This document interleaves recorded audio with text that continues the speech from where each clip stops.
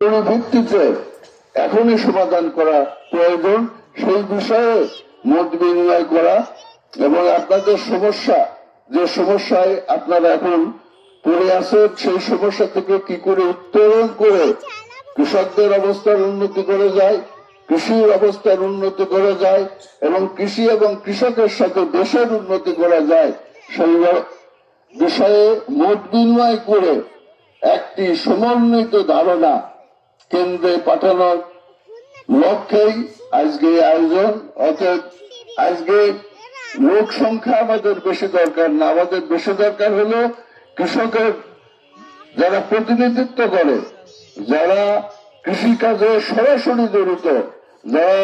কৃষি কাজ করতে যায়, যে সমস্ত সমস্যাগুলো আছে সেই সমস্যাগুলো